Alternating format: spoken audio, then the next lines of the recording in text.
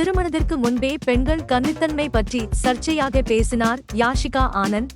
விலாசம் ரசிகர்கள். சினிமா நடிகைகள் என்றாலே ஏதோ ஒரு சர்ச்சையான கருத்துக்களை பேசுவது என்பது இப்போது வாடிக்கையாகிவிட்டது.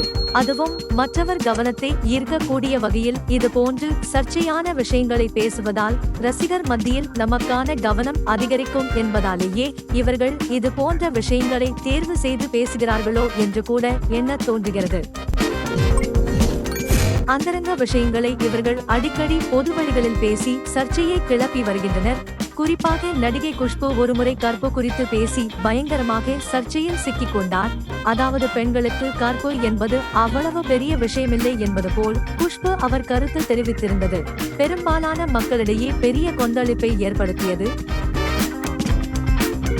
சினிமா நடிகைகள் என்பவர்கள் சமுதாய கருத்துக்களை சொல்லும் போது மக்களுக்கு அது பயன்படக்கூடிய விஷயமாக இருக்கிறதா என்பதை யோசித்து பேசுவது மிக முக்கியம். குறிப்பாக நடிகர்கள் கூட இது மாதிரியான அந்தரங்க விஷயங்களை தொடுவதில்லை. அவர்கள் பொதுவான விஷயங்களை, நாட்டு நடப்புகளை, தங்கள் வாழ்க்கையில் சந்தித்த கசப்பான அனுபவங்களை, போராட்டங்களை தான் பேசுகிறார்களே தவிர இது போன்ற அந்தரங்கமான விஷயங்களை எந்த நடிகருமே பேசுவதில்லை.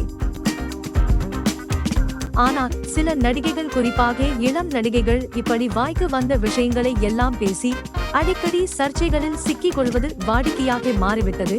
நடிகை யாஷிகா ஆனந்த் தமிழில் இருட்டு அறையில் முரட்டு குத்து, கவலை வேண்டாம் உள்ளிட்ட சில படங்களில் தான் நடித்திருக்கிறார். ஆனாலும் அவர் பெரிய அளவில் ரீச் ஆனது பிக் பாஸ் நிகழ்ச்சி மூலமாக தான். இந்நிலையில் கற்பு குறித்து பேசி இப்போது சங்கடத்தில் மாட்டிக்கொண்டிருக்கிறார். திருமணத்திற்கு முன்பு பெண்கள் கன்னித்தன்மை இழப்பது குறித்த கேள்விக்கு நடிகை யாஷிகா ஆனந்த் இப்படி ஒரு பதிலை சொல்லி இருக்கிறார். திருமணத்திற்கு முன்பு ஆண்கள் கன்னித்தன்மை இழப்பது தவறில்லை என்றால், அதே போல பெண்களும் கன்னித்தன்மை இழப்பதில் தவறு எதுவும் இல்லை என பதில் கொடுத்துள்ளார். இதனைத் தொடர்ந்து ரசிகர்கள் அவரை சகட்டு மேனிக்கு விளாசி வருகின்றனர்.